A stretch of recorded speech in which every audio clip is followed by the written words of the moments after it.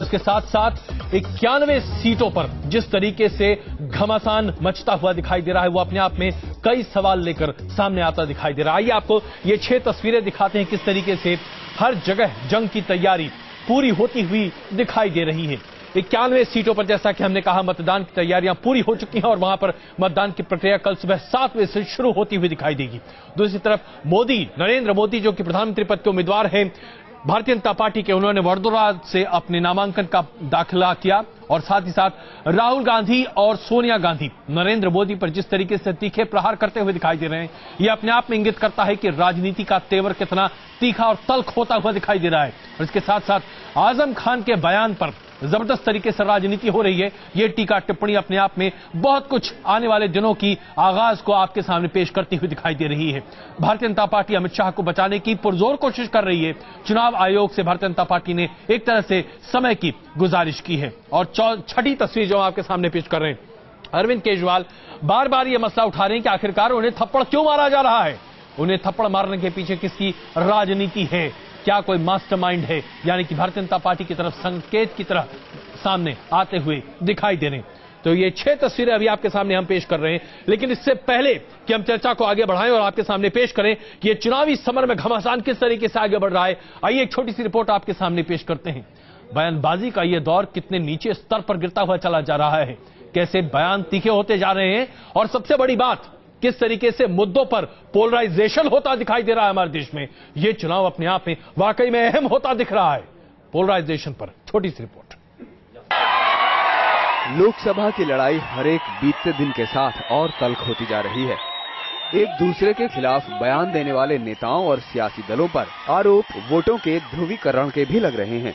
गाजियाबाद में समाजवादी पार्टी के उम्मीदवार के लिए माहौल बनाने पहुंचे आजम खान ने करगिल लड़ाई पर विवादित बयान दे डाला और बीजेपी पहुंच गई चुनाव आयोग के दरवाजे।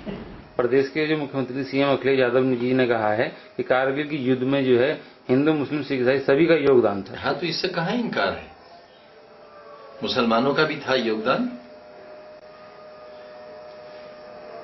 यही बात तो कही जा रही है कि मुसलमानों के योगदान को छुपाया क्यों जा रहा है। क्या कहूं, समझ में नहीं आता है। इज्जत से ही बात करना चाहता हूं, लेकिन कुछ बेअक्ली की ये सब बातें हैं। हिंदुस्तान की आर्मी जो है किसी एक मजहब की आर्मी नहीं है, हर हिंदुस्तानी की आर्मी। उधर नरेंद्र मोदी के खासम खास अमित शाह भी बदले वाले बयान पर घिरकर हाई कोर्ट में अग्रिम जमानत मांग रहे हैं। चुनाव आयोग मामले की जांच कर रहा है और अब अमित शाह बदले को बदलाव करार दे रहे हैं। नोटिस का क्या मतलब है? देखिए, जो लोग अलगाववाद में विश्वास रखते हैं, सांप्रदायिकता में विश्वास रखते हैं, उनके प्रति नोटिस चला जाने से तो बल्कि वो लोग और अपने इलाकों में हीरो बन जाते हैं। अगर तो रैली में आपको एक्शन लेना है तो आप उनका इलेक्शन कैंसिल करिए। हम तो कैंपेन में लगे हुए हैं और कांग्रेस पार्टी कंप्लेन में लगी हुई है। उसके पास कोई काम रह नहीं गया है, हर दिन एक कंप्लेन। कांग्रेस को समस्या योग गुरु रामदेव और श्री श्री रविशंकर से भी है। कांग्रेस का कहना है कि गैर राजनीतिक संगठन चलाने वाले ये दोनों ही धर्मगुरु मोदी और बीजेपी का प्रचार कर रहे हैं। इतना एविडेंस है जिससे ये साबित होता है कि वो धर्म के नाम पर राजनीति कर रहे हैं, धर्म पे नाम पर वोट मांग रहे हैं और धर्म के नाम पे ही लोगों को भड़का रहे हैं। ये कानून इजाजत नहीं देता है। सारे इलेक्शन को आप दूषित कर रहे हैं। देश का विभाजन सांप्रदायिकता के आधार पर कांग्रेस ने किया और आज उनको बाबा रामदेव और श्री श्री रविशंकर सांप्रदायिक नजर आते हैं। बीजेपी और समाजवादी पार्टी पर वोटों के ध्रुवीकरण का आरोप लगाने वाली कांग्रेस भी इन आरोपों से नहीं बच पाई है। हाल ही में सोनिया गांधी से मुलाकात के बाद शाही इमाम ने मुसलमानों से कांग्रेस की हिमायत करने की अपील की थी। साफ है, सभी पार्टियां भले ही एक दूसरे पर वोटों की सियासत करने का आरोप लगाएं, लेकिन अपने गिरेबान में झांकना किसी भी पार्टी को मंजूर नहीं। Team news nation. तो आप देख रहे हैं किस तरीके से चुनावी सरगर्मी लगातार तेज होती दिखाई दे रही है और 91 सीटों पर जिस तरीके से मतदान की तैयारियां हैं और उसको लेकर जो भाषा का इस्तेमाल है, जो बयानबाजी हो रही है, अप्रत्याशित है। इतना भी कहना गलत नहीं होगा कि यह पोलराइजेशन की एक सोची समझी रणनीति है। इसके लिए जिम्मेदार कौन कौन है, आइए इन तमाम मुद्दों पर चर्चा करते हैं और साथ ही साथ आपको यह भी बता दें कि आज हमारे पास एक वरिष्ठ पैनल है जो आज देश की दिशा और दशा पर अपनी राय साफ रखता हुआ दिखाई देगा।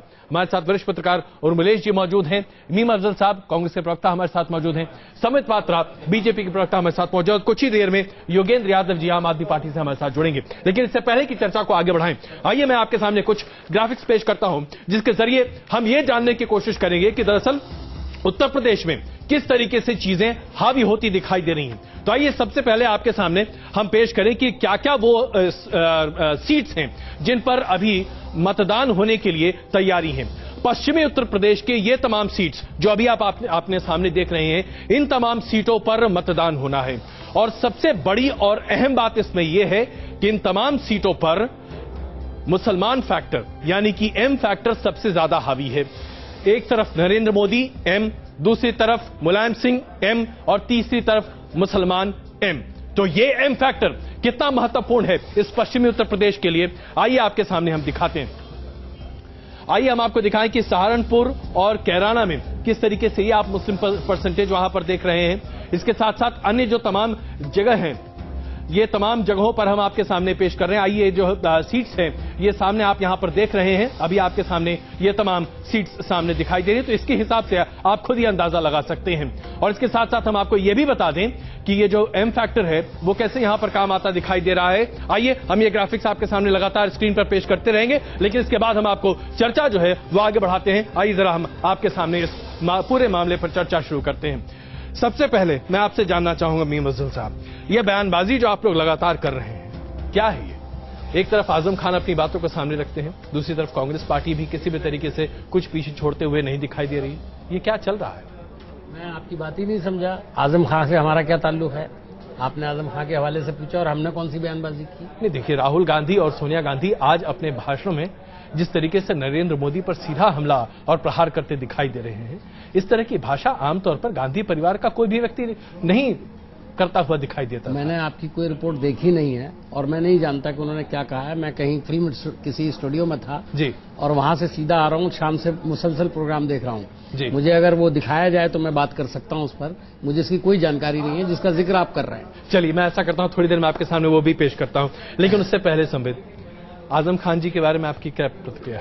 देखिए, मैंने बहुत स्पष्ट रूप से अपनी राय को रखा है और मुझे लगता है जिस प्रकार से आजम खान जी ने देशद्रोह का काम किया है, हमारी जो आर्मी को बांटने का काम किया है, एक तरह से जिस आर्मी में कभी भी धर्म और जाति को लेकर कोई बंटवारा नहीं होता था, जो मूल धर्म होता है आर्मी का वो होता है देश का दर्शन, उसे बांटने की कोशिश की है। तो मुझे शक होता है कहीं आजम खान आईएसआई या पाकिस्तान के एजेंट तो नहीं है जो हिंदुस्तान को बांटने की कोशिश कर रहा है, आर्मी को बांटने की कोशिश कर रहा है। बहुत दुखद विषय है और उनके ऊपर केस होना चाहिए, तो देशद्रोह और सेडिशन का केस होना। उर्मिलेश जी, देखिए, असल में तकलीफ इस बात की है कि इस पूरे चुनाव में हम लोग शुरू से देख रहे हैं बहुत सारे ऐसे मुद्दे उछाले जाते हैं जिनका कोई मतलब नहीं होता है। कई बार भारतीय जनता पार्टी के नेताओं की तरफ से भी उछाले जाते हैं, कई बार सपा के नेताओं की तरफ से उछाले जाते हैं, कई बार कांग्रेस के नेताओं की तरफ से उछाले जाते हैं। लेकिन हो ये रहा है कि जो बड़े मुद्दे इस देश की जनता के हैं, आवाम के जो बड़े मुद्दे हैं, उन पर फोकस होकर उन पर केंद्रित करके बातचीत चुनाव में नहीं हो रही है, उन पर वाद विवाद नहीं हो रहा है। ये सबसे तकलीफदेह है। अब सवाल इस बात का है कि मैं महापात्रा जी की इस बात को अगर मैं लूं कि आजम खान आईएसआई के एजेंट हैं क्या, यह भी एक बयान है। अब आप बिना किसी प्रमाण के, किसी साक्ष्य के, किसी ऐसे नेता को जिसने गलत बयान दिया हो और जिस बयान की हम सभी निंदा कर रहे हो पूरे देश में, आप कैसे कह सकते हैं कि आईएसआई? हो सकता है गैर जिम्मेदाराना ढंग से उन्होंने बोला हो और जिसकी पूरी संभावना है बीजेपी के नेताओं ने न जाने क्या क्या बोला है। आदरणीय नरेंद्र मोदी जो इस देश के महाप्रधानमंत्री बनने की लाइन में सबसे आगे अपने को पेश कर रहे हैं, वो सेकुलरिज्म का बुर्का बोलते हैं, आतंक का बंकर बोलते हैं, न जाने क्या क्या भाषा बोलते हैं, पिल्ला बोलते हैं। इस तरह की शब्दावलियों का इस्तेमाल जब इतने बड़े नेता कर रहे हो, तो मैं समझता हूं कि आजम खान को जो उनका बयान है निंदनीय है, लेकिन उसी स्पिरिट में लिया जाना चाहिए। ये कोई आईएसआई एजेंट, सीआईए एजेंट, अब कितने एजेंट बताएंगे आप लोगों को? संबित जी, देखिए, मुझे लगता है बाकी जितने बयान हैं उन बयानों को अगर हम किनारे रखें और आजम खान जी के बयान को देखें तो स्पष्ट रूप से ये मालूम पड़ता है जो आज तक इतिहास में हिंदुस्तान की राजनीति में कभी नहीं हुआ है वैसा बयान दिया गया है। अब देखिए, कभी भी आर्मी को बांटने की कोशिश पॉलिटिशियंस ने नहीं की है। ये पहली बार एक ऐसा बयान है, मुसलमानों ने फतेह किया, हिंदुओं ने नहीं। ये बहुत ही निंदनीय नहीं, इसके पीछे कोई सिस्टमैटिक काम तो नहीं हो रहा है, यह भी सोचना चाहिए। देखिए, मैं आपको बताऊं, सुबह को सबसे पहले शायद सबसे पहले इस पर रिएक्शन मैंने दिया था जी, और ये कहा था कि हम इस तरह की बातों को बिल्कुल गलत समझते हैं और ये किसी मुसलमान की, हिंदू की, सिख की, ईसाई की जीत नहीं है, ये भारत की जीत है और भारतीयों की जीत है। ये मेरा पहला रिएक्शन था और मैं अभी भी वो इसी बात पर कायम हूं और मैं समझता हूं कि अभी उर्मिलेश जी ने बड़ी अहम बात कही जी, और मैं ज्यादा उस बात को ना कह करके चूंकि उन्होंने कह ही दिया, उसको दोहराने की कोई जरूरत नहीं है। मेरे नौजवान साथी हैं, बहुत अच्छा बोलते हैं, लेकिन इतना स्टेटमेंट में इतना आगे मत बढ़ जाया कीजिए। मुसलमान के नाम पर सिर्फ आप ISI, पाकिस्तान, इस तरह की बात, अगर चर्चा को मैं जरा उत्तर प्रदेश तक लेकर चलूं, जी, जिन सीटों पर उत्तर प्रदेश में मतदान होने हैं वहां पर ऐसा माना जा रहा है कि अगर हम मुस्लिम वोट को देखें तो जिससे पोलराइज करने की पुरजोर कोशिशें हर कोई करता हुआ दिखाई दे रहा है, औसतन 30% या उससे ज्यादा यहां मुस्लिम आबादी है। क्या ये सिर्फ वोट की राजनीति है? मतदान से ठीक पहले इस तरह की भाषा का इस्तेमाल, मतदान से ठीक पहले इस तरह के मामले को हवा देना, क्या ये अपने आप में वोट की राजनीति से कुछ और है? संबित जी, देखिए, बहुत स्पष्ट रूप से एक बात हमें पता है कि कल जैसे वेस्टर्न उत्तर प्रदेश में इलेक्शन होने वाला है, एक आपने बहुत सही बात कही कि बहुत बड़ा चंक मुस्लिम भाइयों का वहां है जो वोट करेगा। स्वाभाविक रूप से सपा के नीचे से जमीन खिसक गई है जब से उन्होंने एक तरह से एबेट किया है मुजफ्फरनगर के दंगों को, तो इस कारण से कहीं ना कहीं पोलराइजेशन की कोशिश जो है सपा तो कर रही है। ऐसे में अमित शाह को कोई कैसे भूल सकता है? मगर वहां कांग्रेस के रोल को भी बता दूं संबित जी, लेकिन अमित शाह के ऊपर अभी देखिए चुनाव आयोग ने से आप लोगों ने समय मांगा है, आप अमित शाह की टिप्पणी को कैसे भूल सकते हैं? मुजफ्फरनगर के दंगों पर रोटी सेकने की आपकी जो एक आतुरता है उससे आप कैसे भूल सकते हैं? अजय जी, मैं दोनों की टिप्पणी पे आऊंगा। मैंने सपा के विषय में कहा, कांग्रेस की जो बोटी बोटी की टिप्पणी है कि काट दिया जाएगा प्रधानमंत्री की कैंडिडेट को, क्योंकि एक जगह 4% है तो दूसरी जगह 42% है, और उसको कैंडिडेट बनाए रखना, उनकी धर्मपत्नी के साथ स्टेज साझा करना इनके राहुल गांधी जी का स्वाभाविक रूप से पोलराइजेशन का एक बहुत महत्वपूर्ण विषय दिखता है। देखिए, मैं कहूंगा पहली बात तो है कि मुझे दोहराने की जरूरत नहीं है। जो स्टेटमेंट आया बोटी बोटी वाला, वो 6 महीने पहले का था, लेकिन उस वक्त वो हमारी पार्टी के मेंबर थे और हमारे उम्मीदवार भी थे, लेकिन उनके खिलाफ FIR हुई, वो जेल गए। ठीक है। दूसरी बात ये कि उन्होंने कहा कि हमने उनकी वाइफ के साथ स्टेज शेयर किया हमारे लीडर ने जी। वो एक सीट के लिए मीटिंग नहीं होती है, आप भी जानते हैं। जब किसी बड़े नेता की, चाहे राहुल जी हो चाहे मोदी जी हो, उस पर कई सीटों का वो होता है और उसको मुतासिर करने के लिए कभी मीटिंग की है। इसलिए देखिए ये बात अभी आगे देखिए, आप जैसे वरिष्ठ नेता के सामने हम जैसे पत्रकारों का ये कहना कि ये जरा बात गले की नहीं, मैं आपको हजम नहीं होती है। राहुल जी भी अपने आप को इस चीज से वंचित नहीं कर पा रहे, ये लोग बड़ा है। मैं आ रहा हूं जी। मेरा ये कहना है, इस देश में 2 कानून नहीं है, एक कानून है जी। आपने अभी अमित शाह साहब की बात की, उनको गिरफ्तार किया जाना चाहिए था, नहीं किया गया, और मुलायम सिंह ने नहीं किया। आपने कहा अभी कि वहां 30% वोट है, इनका भी भला हो रहा है और मुलायम सिंह जी का भी भला हुआ है और RLD का नुकसान हुआ है। सुन लीजिए, वोट को बांटने की जो राजनीति है वो इन्होंने की दंगा कराने के बाद, और वहां पर दंगा हुआ। मीम साहब, लेकिन एक बात हम इस पर एक बुनियादी चीज बोल रहे हैं कि अभी यहाँ पर राज्य सरकार का दखल उतना नहीं है जितना चुनाव आयोग का है आज। नहीं, देखिए, आप लोग की यह आपत्ति बेबुनियाद है। मैं इसलिए कहना चाहूंगा क्योंकि जिला प्रशासन राज्य सरकार के मातहत चुनाव की घोषणा के बाद काम नहीं करता, इसलिए अगर उनकी गिरफ्तारी नहीं हो रही है और इस पर अगर दोषारोपण करना है तो चुनाव आयोग पर कीजिए। नहीं, क्या आप चुनाव आयोग पर दोषारोपण कर रहे हैं? किसी का नाम नहीं लिया, मैंने सिर्फ इतना कहा है देखिए कि उनकी गिरफ्तारी क्यों नहीं हुई। दोहरे मापदंड की बात नहीं, दोहरे मापदंड तो हो। मीम साहब, और आगे बताऊंगा। अभी एक बात और कर ले कि आप चुनाव आयोग पर सवाल खड़े कर रहे हैं, कोई तवज्जो नहीं दे रहा। इसमें अजय जरूर प्रश्न है। नहीं, एक मिनट, मैं एक बात और कहूंगा जी।